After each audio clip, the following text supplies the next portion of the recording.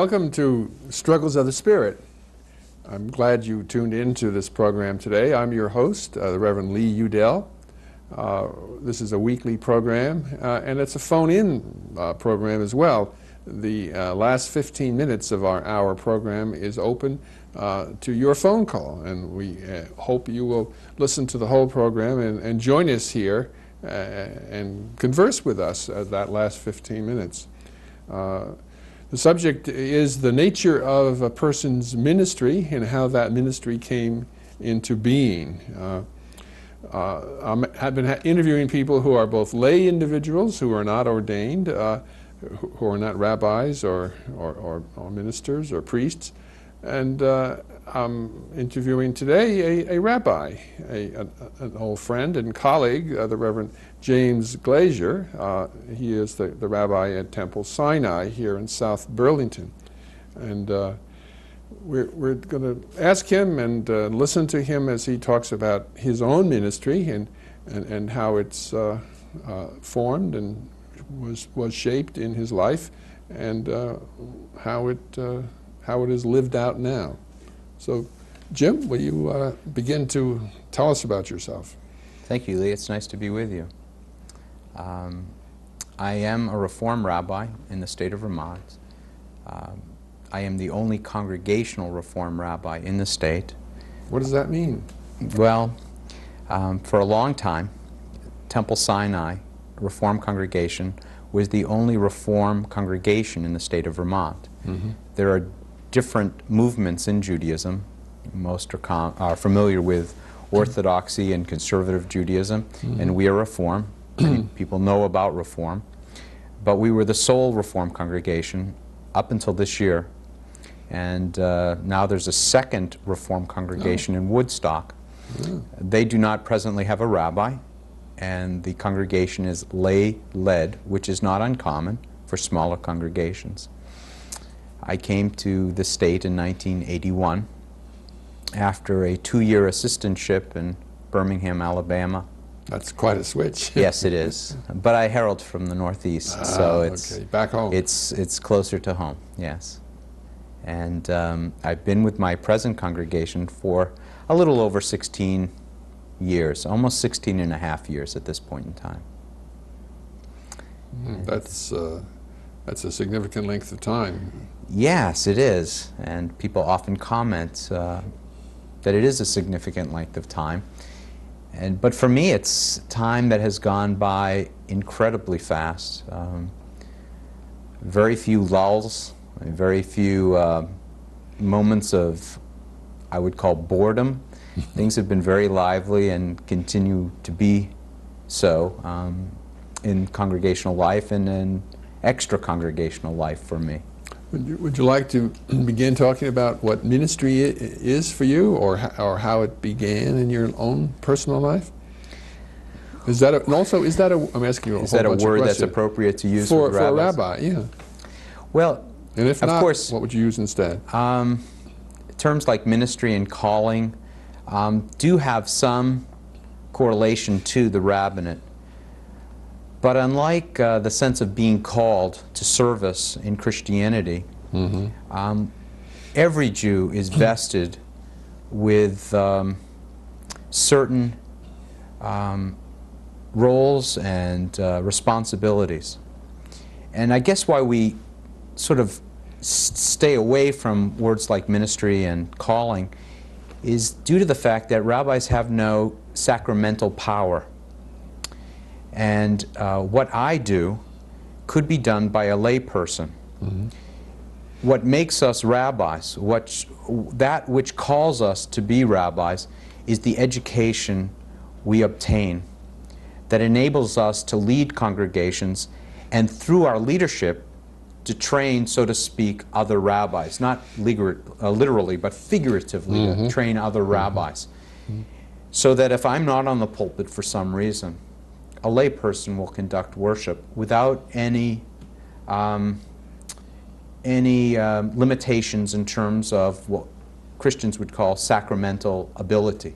And also, no one in the congregation would say, why didn't he get more organized and get another rabbi to come in his absence? Well, they might say that. They wouldn't would say that. Okay. But that usually would only come about if I was away and there was a funeral, or I missed out on doing a wedding. Someone might say, well, why didn't Rabbi Glazier get a replacement?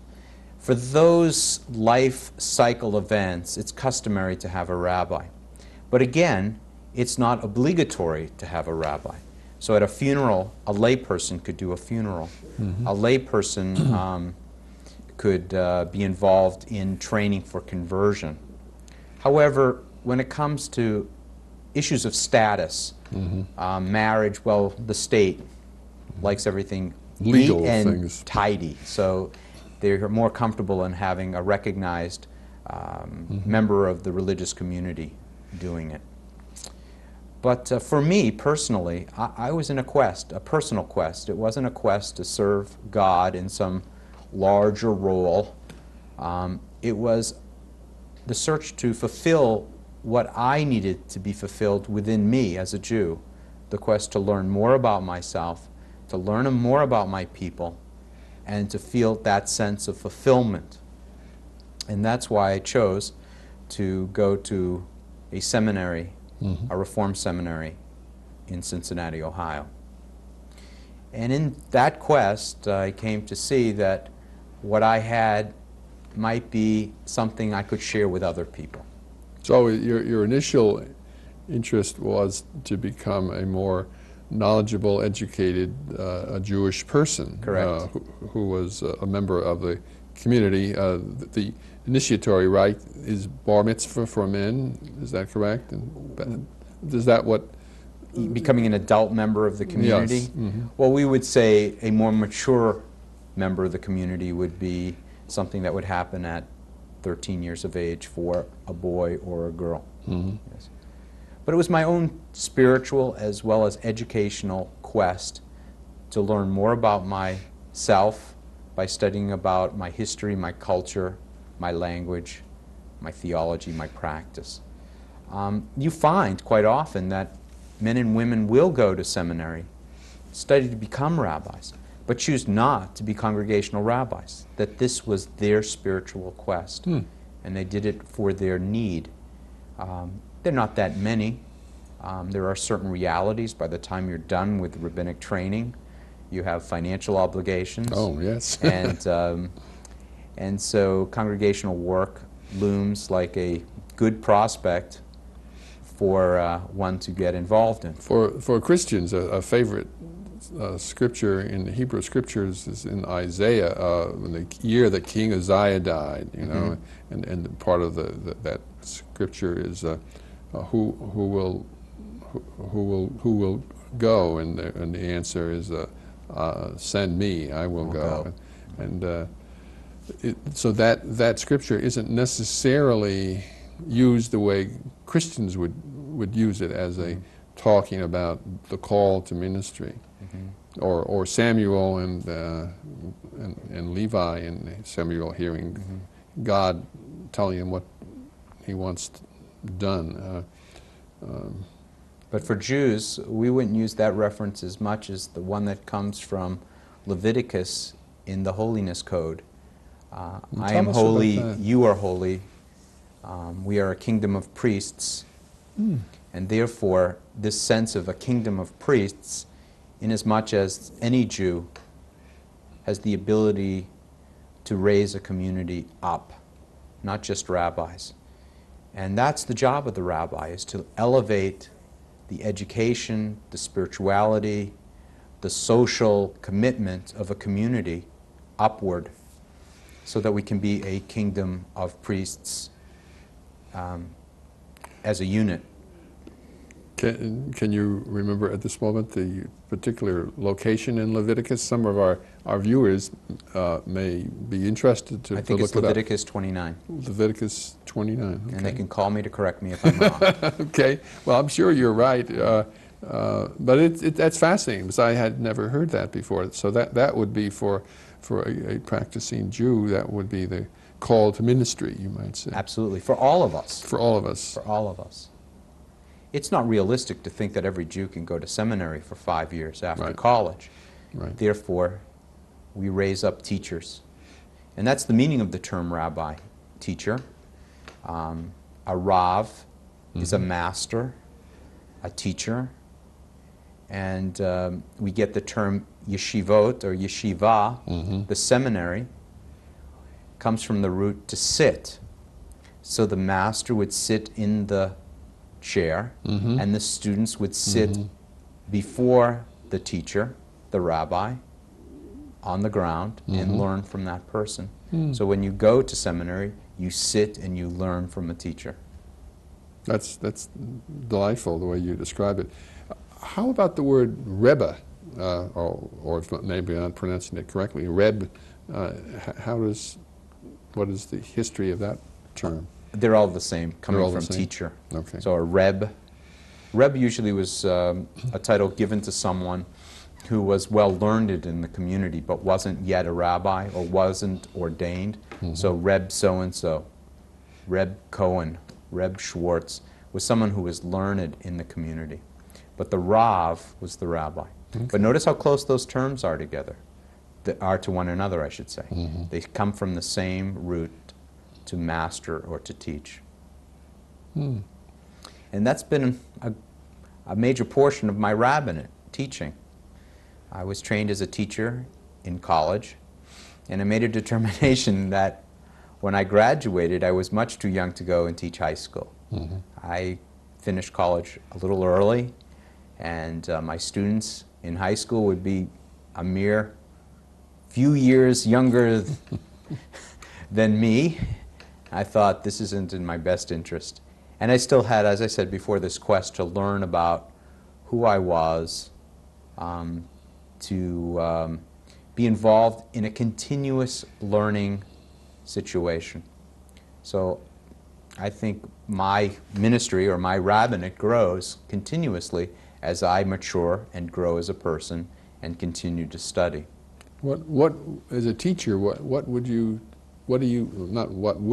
do you teach here at Temple Sinai?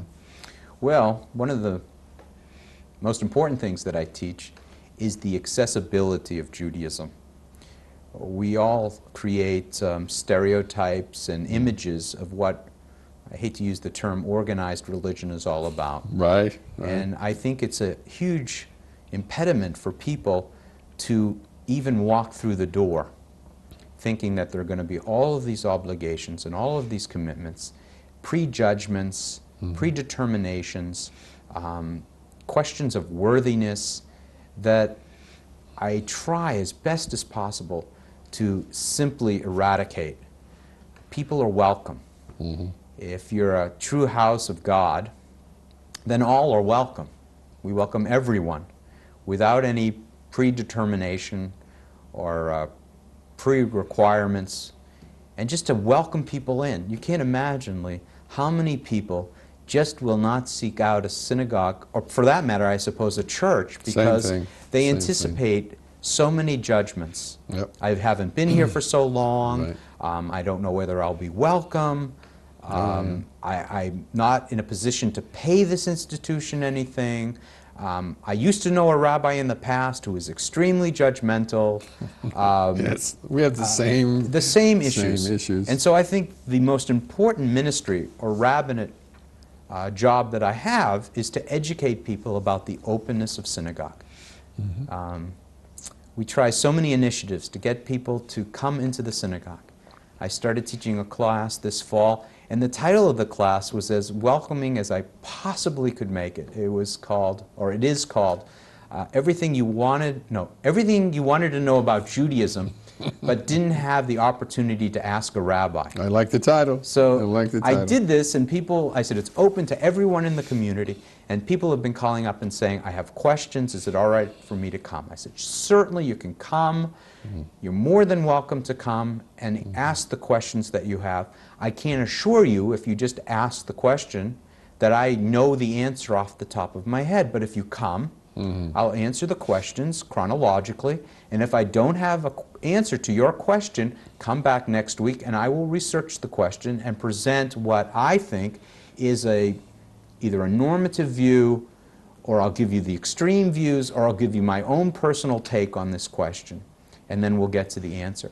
And the reason I did that was so that people, Jewish and non-Jewish people, could just walk in the building and say, this is a place where I can have certain needs met. Mm-hmm. That has been the principal part of my rabbinate in Vermont, to make the house of worship a house of worship for all people. That's a wonderful goal. That's been something you've done all along in your rabbinate. I've tried. I've earnestly tried, because I felt like the colonial farmer when I came to Vermont. The colonial farmer first had to, before anything, remove the rock from the fields, yeah. Maybe make some stone walls around his property or her property. Cut the trees down. Sometimes cut trees down, and there again remove the stumps and if there were stones. And then, and only then, begin to plow. In many ways, my rabbinate in northern Vermont has been like that. Hmm. To clear the ground, to ready the land for seeding, and then hopefully to establish growth, mm-hmm. and future strength. And it's been, somewhat yeoman's work to be able to establish that, and it's been successful, and I'm grateful for it. And there are a lot of people that have been involved in this process. I mean, I came to Vermont with a congregation already existing. Right. So I congratulate those who did a lot of the rock clearing, metaphorically, mm-hmm. before I even got here. Right. Not to mention the fact that we have a very unique community in Burlington, in as much as it's a very hospitable community for people of every variety of practice, worship, and faith. I've only had the warmest reception from all of my colleagues, Christian and Jewish, which I'm grateful for. That's good to hear. That's good to hear. Well, going back in time a little bit, you said when you finished seminary, you decided to start teaching right away. And were you teaching then about Judaism and what it means to be a Jew, or were you teaching Hebrew, or were you teaching science or English poetry or something? Well, yes, and yes, except the science and the poetry. All students are required to have a student pulpit, and my student pulpit found itself in Alabama. I had a student pulpit in Jasper, Alabama, and another one in Gadsden, mm-hmm. and it was the responsibility of the student to go there every other weekend, which was always very interesting. The energy of youth. From Cincinnati? From Cincinnati, we would go twice a month, I'm sorry. That's a long way. Twice a month, let me correct myself. Students are known not to have much money. Well, the congregations paid for our minimal expertise. And we would go and we would preach, and we would teach, mm-hmm. and we would be there to do rabbinic things, even though we were not yet ordained rabbis. I guess you would call it rabbis in training work. Okay. So you got exposure to congregational work. I had originally thought of not going into congregational work, but continuing on for my PhD. Mm-hmm. And what would you have done with the doctorate? Probably teach at a university level. Mm-hmm. But I explained before, it's a seminary that begins after 4 years of undergraduate training, and then you have 5 years of seminary training. And I wanted to marry, and I felt that if I wanted to marry, I had to be self-sufficient.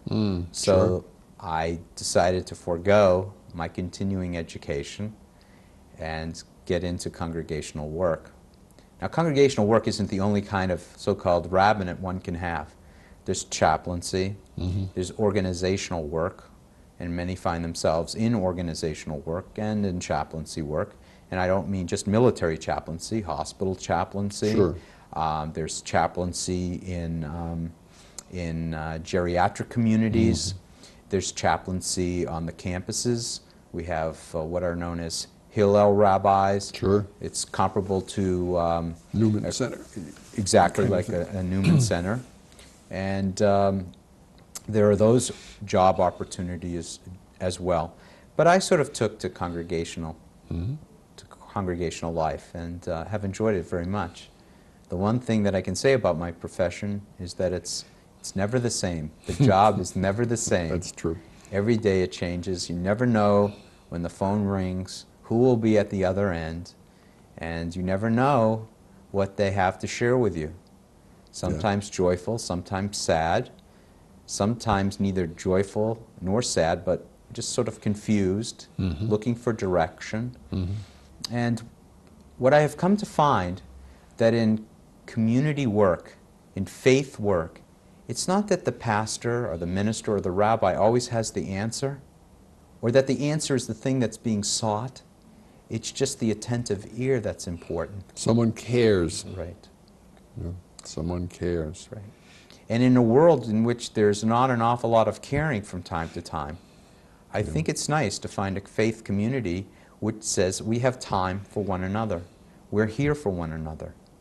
And then for us to act upon that caring and to support those in times of both joy and sadness, or in crisis, or even at the time of resolution of crisis, to be there for individuals, families, extended community. I had a patient when I was chaplain at the Fletcher Allen. I had a patient who was Jewish, but for some reason she also wanted to see a Christian as well. And the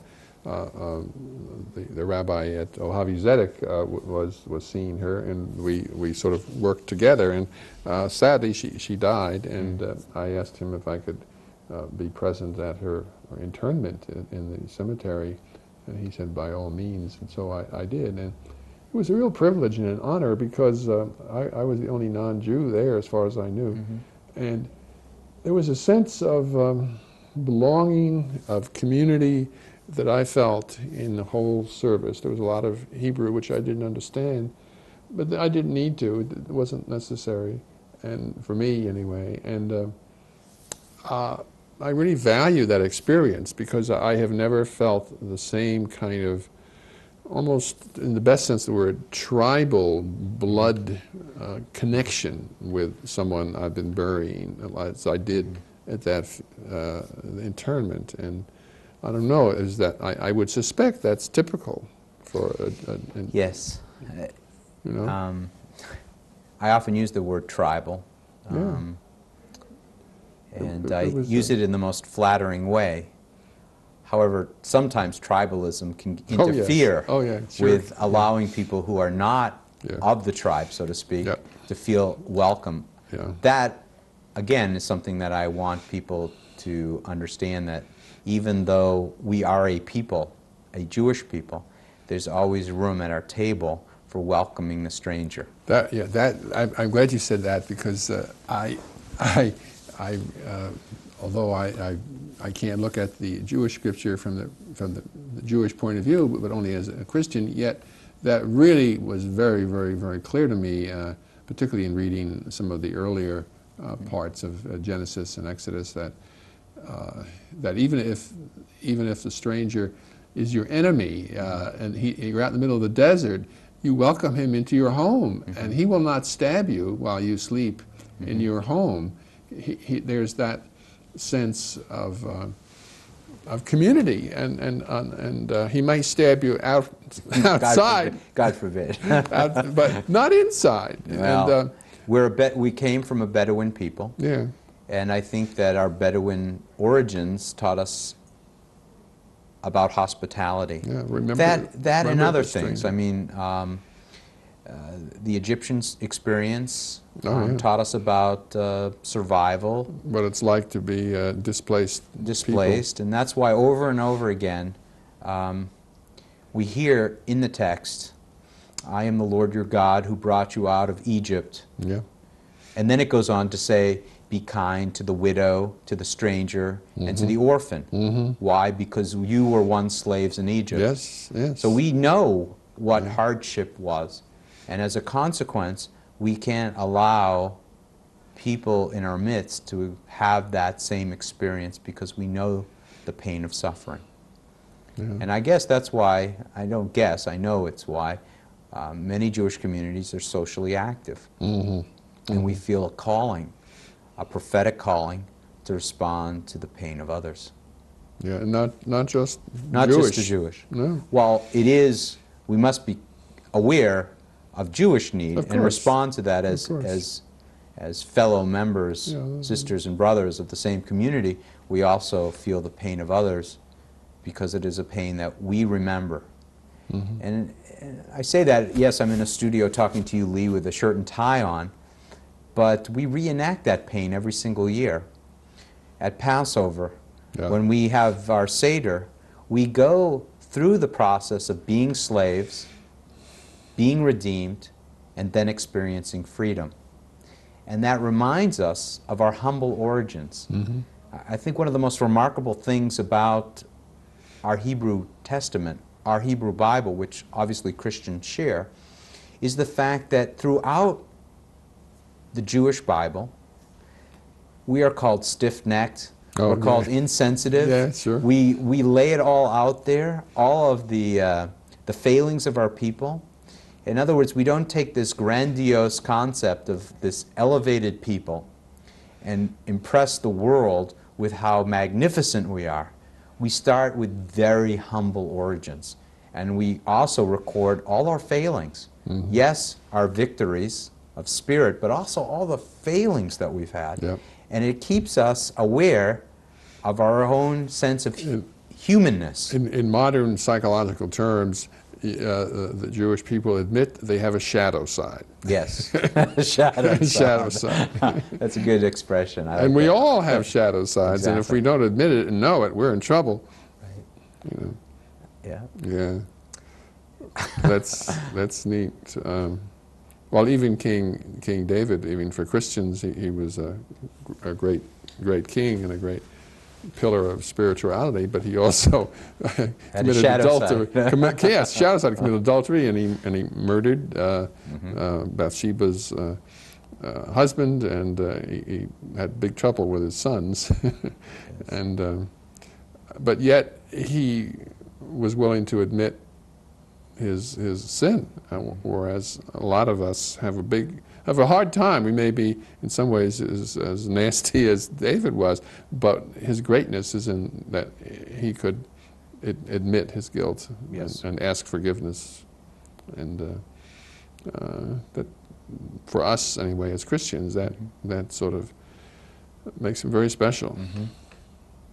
It's very hard for high-placed persons with lots of power to admit their guilt.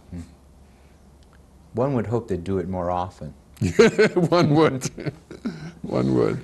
Actually, to acknowledge guilt strengthens an individual, does not weaken. Because we can immediately identify with such an individual because we ourselves have walked the path of life. It's what's most disappointing in sometimes our national leadership is that whatever you do, don't admit guilt. Yeah. Because admission of guilt exalts the person, does not diminish them, and they do themselves a disservice when they don't acknowledge the guilt. But enough with politics. My contribution, that's all. Thank you. What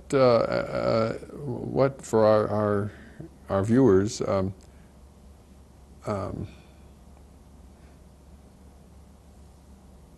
What is a cantor in the synagogue? He's not a rabbi. No. But he's not it isn't a rotating position, I assume, in the congregation. How are they trained, and what are their special roles? Well, let me explain the difference between rabbi and cantor a little bit. Rabbis do not have any hierarchy. Right. There are no bishops, and there are no cardinals, and obviously we have no pope. We are autonomous. What we try to do is to keep within a tradition, and if we veer too much out of the tradition, then our congregants will pull us back in or say goodbye to us. Okay. And our congregants also can motivate us to be even more forthcoming or directional. So we're under contractual relationship with congregations. May I interrupt 1 minute? You used the word congregants, not parishioners, and We call them congregants. Congregants, okay. Or members. Okay, I've heard the term before, but I just want our viewers to understand is that the language. We're under contract with our congregations, and therefore we have to negotiate from time to time about our relationship with the congregation. Sure. We're not mandated to be there. In other words, we're not assigned to a congregation. It's a fair market, or a free market, I should say. Whether it's fair or not, we can talk about that. But it's a free market relationship. Well, there's a correspondence there with the Congregational Church, and they're somewhat the same way. United Church of Christ is a little different, but they accept a relationship, a formal political relationship with other congregational churches and conference ministers. But the Congregationalist doesn't have to be a part of that network. They can be by themselves, and so that's sort of the way it is. That's too. the way it is for rabbis. Okay. Cantors are also trained. Their training is more specified training. Music is a big component of their training. They should be musically inclined, playing an instrument and having good voice, because they chant or sing the liturgy. So their focus is more on the liturgical music of a service. They're also trained in tradition. They're trained in Jewish text, and in many congregations they act as a surrogate for the rabbi. So they may officiate at marriages or at funerals, do hospital visitation. I don't know too many that do counseling, but I'm sure that there are. Are they full-time? It can be full-time or it can be part-time, just as it can be full-time or part-time for a rabbi. I always consider the expression part-time rabbi as an oxymoron, because who can predict when you're needed as a clergy person? Right. Their training tends to be a little bit shorter. In my movement, it's 3 years, not 5 years of postgraduate studies. They go to seminary? They go to seminary, and then they're ordained cantors. Now, we are ordained by our seminary. And this is different than for many Protestant denominations, which are ordained by their conference or by a church. Yeah, Roman Catholics would be the same way as the Protestants that way. We are rabbi ordained by our seminary. So whether we're in congregation or whether we're in administrative work or we're not doing anything of a rabbinic capacity, we remain rabbis. Okay. That's a status that endures outside the confines of a faith community. Cantors are the same. They are ordained by seminary. So there could be a cantor seminary. We in the Reform movement have a cantorial school. It's in New York City, excuse me, and that's where Reform people would go for their training. What school is that? It's the Hebrew Union College Institute of Religion, and there are different arms. There's a rabbinic arm, there's a cantorial arm, there's a school of Jewish social work, and there's a school of Jewish education. And for the cantors, there's, I think it's called the School of Sacred Music. Okay. And they study, and then they are ordained by the seminary. Now, the laying of hands, or the ordination, can be done individually. So one cantor can ordain another cantor. One rabbi can ordain another rabbi. However, as we have become much more of a compartmentalized professional community, there's a tendency to want ordinees to come out of an institution where when we are ordained, it's not one pair of hands being laid on us, but multiple. So when you look at my ordination document, there are several rabbis, probably about 30 rabbis that have signed it versus just one rabbi. It's the same for cantors. There are individually trained cantors by another cantor, and then there are those cantors who go to an institution and are ordained cantor by multiple cantors. Why would one be ordained if there's no special sacerdotal function? Inasmuch as it's an acknowledgement of the completion of a academic requirement to reach that point. Okay. So what they're saying is that this person has accomplished all the obligations inherent in our institution for becoming a cantor or for becoming a rabbi. It's more like a graduation ceremony. It's a graduation ceremony, and it creates more hurdles, because the cantor that goes to a seminary to be trained has to jump everybody's hurdle, whereas the cantor who may be trained by a single individual may not have as many hurdles to overcome. So what you're saying is that all the people that signed off on me have okayed me, whereas... You're well certified. Jim. Yes, you passed the gauntlet. Yes, Yeah. yes. Another kind of question about ministry per se. Again, this is from the Christian point of view, so I'm asking you, teacher, rabbi, to educate me and maybe to educate our viewers. At least from the Christian point of view, I would imagine the rabbi's mission, goal, function is certainly to bring the congregation together and to welcome people, but it's also one of bringing people into a deeper relationship with God, and also to follow the Torah and to live that out. And as the prophets say, I don't care a hoot about your solemn feasts and religious rites. Amos, Amos, yes.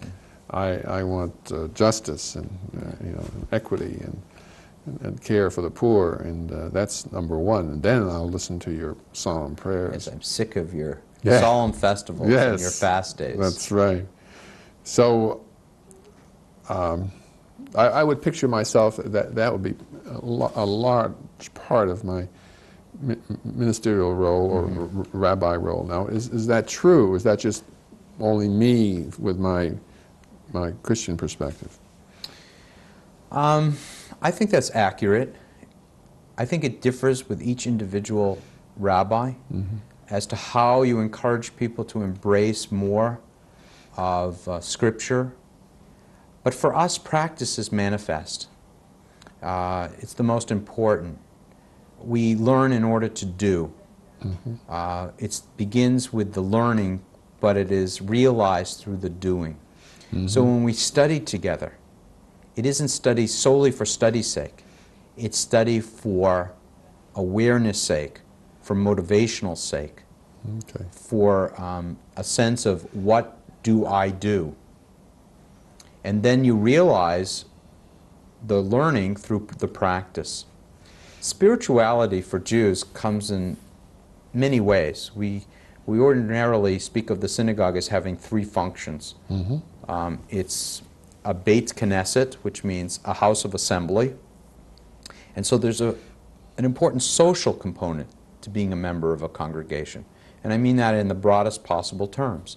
To be with people, to connect with people, to share their joys, to share their sorrows, to be social, to share meals together, to celebrate holidays. Then we call our house of worship a Beit Tefillah, a house of prayer, where we worship together and we try to have relationship with our Creator individually yet communally. And then we have the other component of our house of worship, or I should say our synagogue, Beit Midrash, house of learning. These three components make up a spiritual life for a Jew. So we can obtain spirituality. We can see God's handiwork, either through the social component through the liturgical component or through the educational component. And it's interesting, whenever we gather for social events, for worship, or for study, we always include prayer. So when we sit down and study together, we begin our study with a prayer. Obviously, when we're worshiping, we're praying. And even at social events, if we're breaking bread, we give thanks to God for the sustenance we're going to enjoy. We even have blessings at birthdays. So if someone's celebrating a birthday, we say, thank you, God, for enabling us to reach this day, to be healthy enough so that we can be a part of this festive or solemn occasion. So we express our spirituality in the doing, in the worshiping, in the social, in the study. And so God manifests God's self through lots of different vehicles. My job is to introduce people to the various ways that you can invite God into your life. Some people call that spirituality. I call that God encounter. Some Christians might call it being evangelical even. Yes. But I think one needs to use one's own terminology, because otherwise people get lost. They're not quite sure what the connotation is, you know. It's interesting how people use the word spirituality today so extensively. Yes, that's so broad. Right. It is so broad, and it has so many different definitions. But I would say, for me, spirituality is when there is a harmony between who I am, what I'm doing, as it coincides with my relationship to God. Run that And that one, there's a harmony, there's a run that flow. one by us again. It's when what I'm doing and my beliefs reflect how I see my God's relationship to me and what my God expects of me. And when that happens, when they converge, it's sort of like this cosmic conversion about what's important to me, how I manifest it in my life, how it plays itself out in everyday life, and how I perceive this reflects on my relationship to God. When those are in sync or in harmony, I'm feeling as if I'm being in a spiritual way. Now, some people don't involve the God concept in that. So they may give, let's say they participate in Meals on Wheels or at the Salvation Army, and they feel good about doing that, and it exalts them, it raises them up. I would say that lifting up is what is spiritual, and for me, what makes that spiritual is because I feel I'm being embraced by my God, because I'm following the dictates of what my God expects of me. That's helpful. Can you help me here? How is it getting near time for our? We have a opening few up more the phone? minutes. I think about 2 more minutes About 2 before more minutes. phone call. So Okay. I hope everybody's got their speed dialer working pretty soon. Well, I can announce that now, and then Okay. we can continue to talk accordingly as what kind of calls come in. Please, those of you who are watching our program, we really anticipate your calls. We want your calls. You help keep us honest. You help bring us back to what you would like to hear about. We exist here today for our viewers, and that's what's important for our sharing with you and hearing what is helpful and what you want to hear more of, or what questions you might have. We have a speakerphone, and that means I don't have to pick that phone up. Your words will be enunciated clearly on a loudspeaker, and we can dialogue together, the three of us here, you being the third person. So please call. The number is on the screen before you, and we have 15 minutes for you to call. So please call us. Don't worry about if we're talking. We'll stop and we'll talk with you. Excellent. Thank you, Jim. It's been an enormous growth experience for me to be here in the Burlington area. Mm-hmm. And when people do comment on being here for such a long period of time, I think to a certain extent, maybe what's going through their mind is there enough to keep someone involved, upbeat in this community? And what I have found that keeps me invigorated is the fact that I change. Mm-hmm. It's not that the community needs to change as much as I change and I grow. One of the amazing things about being involved in ministry is the fact that you come to see life differently. You begin to understand loss when you yourself lose a parent. Right. You begin to understand what it means to be hospitalized when you yourself are hospitalized. Mm-hmm. You can certainly empathize with parents when they're just frantic as can be because their children give them no rest. Absolutely. You can certainly empathize sure. by virtue of having your own children. You know what they mean. So for me, my ministry grows, my rabbinate grows, as I become an older, hopefully a little bit more wiser human being through life experience. And life is a journey. And it doesn't matter whether you journey around the world or whether you just make the journey in a smaller environment. It's still the same journey. And Burlington has been a very hospitable place from a spiritual point of view mm-hmm. for Jews, for Reformed Jews, and I certainly can speak on behalf of my conservative and Orthodox friends mm-hmm. that it's a very welcoming and embracing community, which is very nice. So I'm always taken back when people say, "You've been here that long?" Now I know they use different models. For example, Roman Catholic priests, it would be highly unusual for a Roman Catholic priest to be in one church for 16 years. Absolutely. Yeah.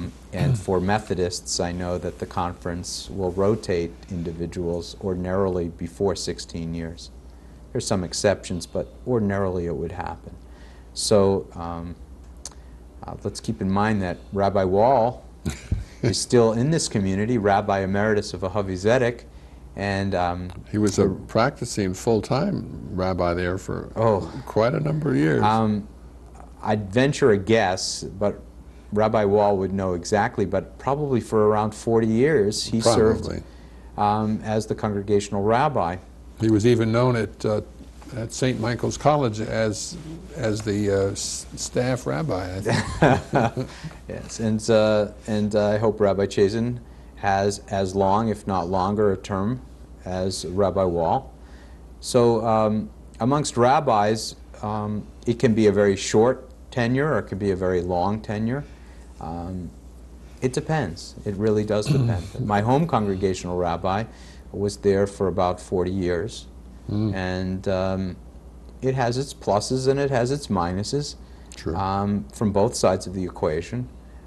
But the continuity is a strong plus, Absolutely. I think, on behalf of a congregation. Somehow being at the naming of a baby, taking that child through Jewish education, through bar, bat mitzvah, through confirmation, which is religious school graduation, mm-hmm. in preparation for marriage, mm-hmm. subsequent children. There's a very rich experience. It feels like being the country doctor. Absolutely. In some ways you are the doctor of the soul. Exactly. Yes. But when I said it's a significant amount of time, I was thinking of it differently. I was thinking that, the honeymoon is over. And you survived. I've survived the honeymoon. And that's neat, you know? And you must have a lot going for you now that you're there this length of time, because you must have much to contribute and and the congregation must really enjoy your presence. So I had it in a positive way, I was thinking. I only took it in a positive way. Yeah, that's what I... Thank you. After all, I was 24 years at the Fletcher Allen as Director of Pastoral Care. So you have just started. So let me share the kudos with you then. So, and after that length of time that you report, you know situations very well. You know what's not so obvious. You know what is obvious. Your reputation is well established. People can look to you as a, well, we would say in Christian terms, like a holy father. What would you say? A holy rabbi, maybe. Gee, Lee, I think we're stretching the envelope here. No, I don't think so. I don't think so. No, I wouldn't refer to myself as the holy rabbi by any means. You know what I'm saying. Well, maybe the older professional on the block. I mean, there have been many congregational changes since I've been here. Mm-hmm. People who have come, people who have left, people who have come and are still here. New congregations starting, mm-hmm. older ones struggling. Mm-hmm. I don't necessarily have all the answers, but no. It's an interesting landscape. I don't think holy rabbis or holy Christian clergy have all the answers either. Right. No, I wouldn't set myself up with that expectation. I think if I had one piece of advice for clergy, it's never to distance yourself so far from the congregation that you can't feel their concerns and their needs. And I'll go back to what I earlier said, mm-hmm. is that there are many people who want to take a spiritual journey, but they just don't think they can move their feet forward, that there's some impediment to keep them from doing so. Mm-hmm. Now, some of these may be self-imposed and some of them may be real. But in their mind, they're both the same. Mm-hmm. And it's how do you help the person to get to a certain point where they feel comfortable taking that spiritual journey. Now, I don't mean to force them on the journey, because some people may say, I really don't want to take one, Rabbi. I'm not interested in congregational life. I don't have anything that I can, that I feel I can obtain from such an experience. Then you leave them as they were. In other words, I follow the same motto as doctors. Heal, but never make them worse. Right. And so my attitude is, okay, I tried. I'm here for you if you ever should change your mind. And I hope to see you again.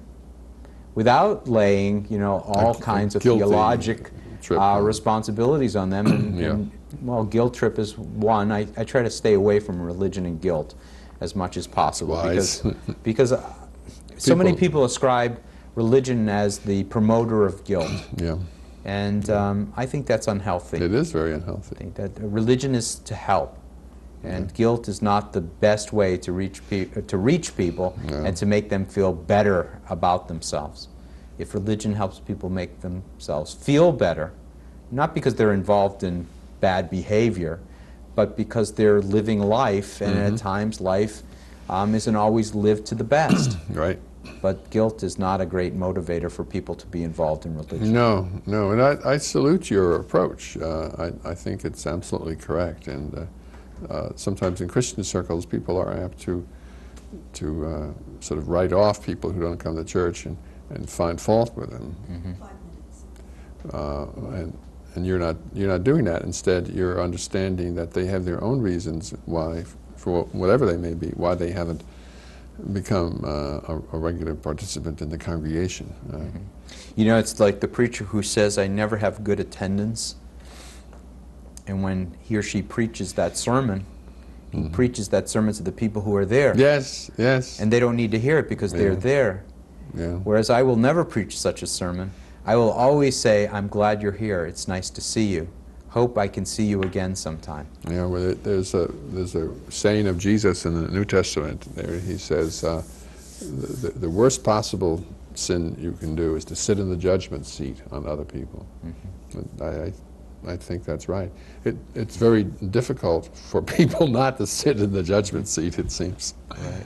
But again, why would a person come back Yeah. If we're so judgmental that they haven't been in our house of worship, that they have to overcome this dread of showing up when they haven't been there for so long. If that's their impediment, I can't go there because I haven't shown my face for so long. Yeah.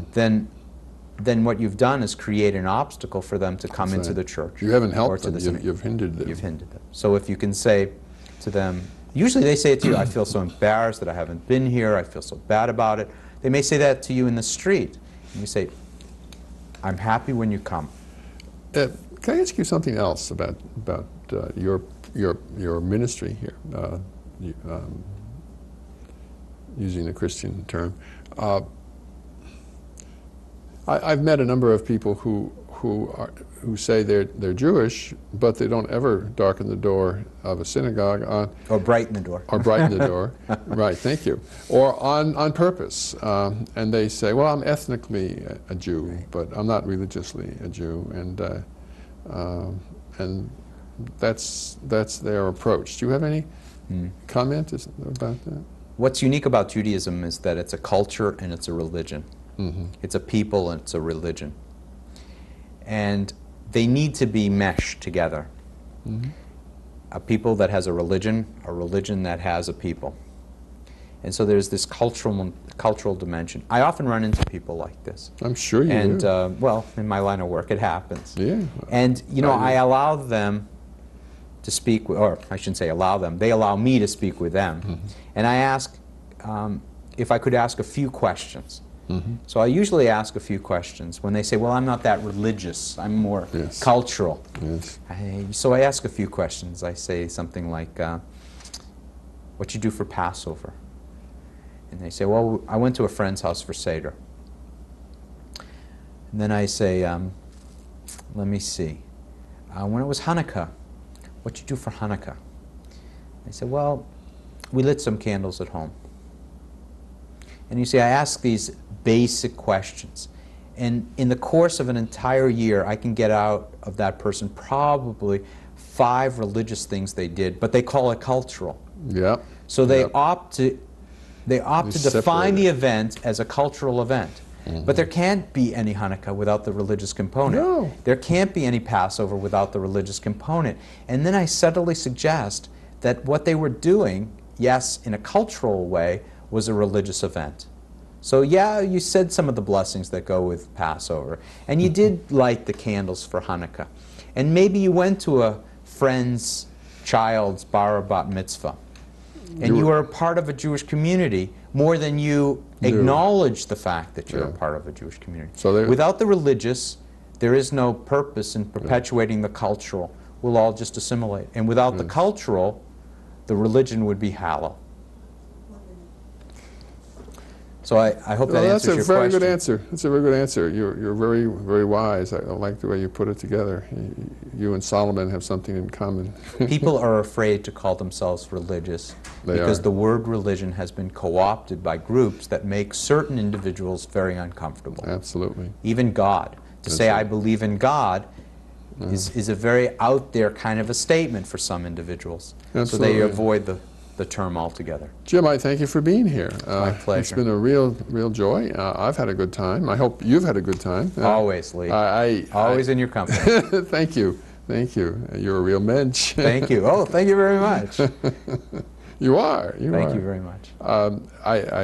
I hope our viewers enjoyed our time today.